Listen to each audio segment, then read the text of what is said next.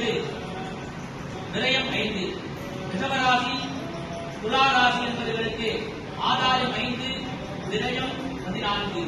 மிதுன ராசி கன்னிராசி என்பவர்களுக்கு ஆதாயம் 8 விரயம் 11. கடகராசி என்பவர்களுக்கு ஆதாயம் 8 விரயம் 2.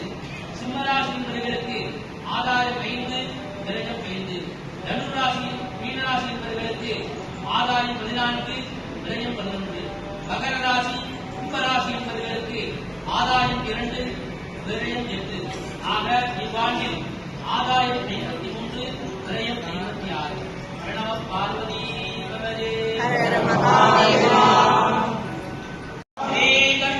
விநாயகம் பஜே மகாகணபதே. தென்னாடுடைய சிவனே போற்றி, தென்னாட்டவர்க்கும் இறைவா போற்றி. பிரவேசா சிதம்பரம் நம சிவகாயை ஜகதம்பிகே. முத்தியங்கே திருக்கமங்கலம் சாந்தம் துஷார பிரபோ யாப்தம் தேகராதனை குணகணை மாகேஸ்வரம் சின்மயோ முக்தா முக்திமணேக முக்திமலம் ஜோதி பிரதீபோ சாட்சாத் சோழத வர்ணபக்தகமலே ஜீவம் மகேஷம் ஸ்மரேது.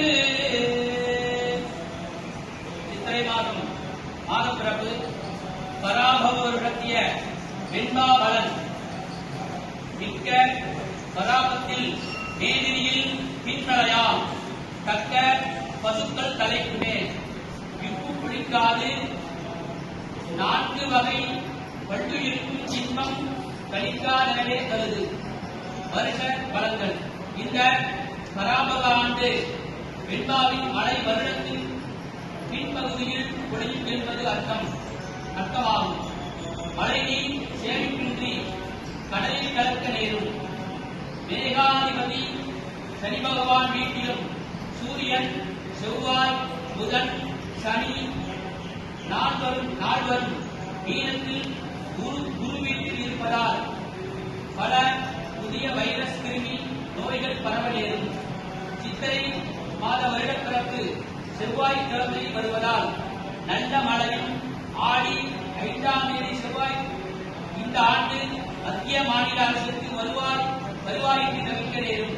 முக்கிய நகர்ப்புறங்களில் முக்கிய சாலைகளில் விபத்து அடிக்கடி நடைபெறும்.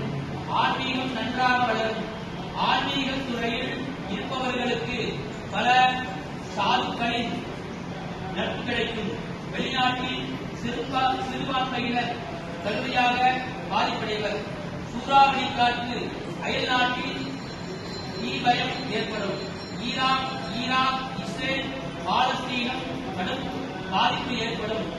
தாண்டியாதிபதி புதன் 11ஆம் காலத்தில் நீச்சம் பெற்றிருப்பதால் ஆன்லைன் வியாபாரத்தில் வட மாநிலத்தினர் பல மோசடிகள் ஏற்படும். அடிக்கடி துண்டிப்பு ஏற்படும். மின்சார கட்டணம் உயரும். மீராசாதிபதி சுக்கிரன் நேசத்தில் நட்பு பலம் பெற்றிருப்பதால் தமிழ்நாட்டில் கூட்டணி ஆட்சி அமையும். பொதுப்பணித்துறைக்கு மத்திய அரசு பல கட்டுப்பாடுகளை விதிக்கிறது. ஆக இந்த பராபவ ஆண்டு பல அதிரடி மாற்றங்கள் ஏற்படுத்தும். அயல்நாடு ஒத்துழைப்புடன் பல புதிய தொழிற்சாலை பல மாவட்டங்களில் அமைக்க நேரும். காவல்துறையில் கெடுபிடி அதிகமாக இருக்கும். அரசியலில் பல புதிய மாற்றங்கள் ஏற்படும். தொலைத்தொடர்பு துறை மற்றும் காவல்துறையில் பல புதிய மின்னணு கருவிகள் பயன்படுத்தி குற்றவாளிகளை கண்டுபிடிக்க நேரும். வனத்துறை நவீன வளர்ச்சியால் சிறப்படைவர். சித்த ஆயுர்வேதம் மருத்துவத்தில் தமிழ்நாடு முதலிடம் வகிக்கும். பொதுவாக மக்களுக்கு தீராத விஷக்காய்ச்சல் பிரச்சனைகள் உண்டாகும். பொதுமக்களிடையே பணப்பழக்கம் இருக்காது. பொருளாதாரத்தில் முன்னேற்றம் இருக்காது. இந்த ஆண்டு சூறாவளி காற்றழுத்த தாழ்வு மண்டலத்துடன் கனமழை உண்டாகும். தமிழ்நாட்டில் கூட்டணி ஆட்சி அமைய வாய்ப்புள்ளது.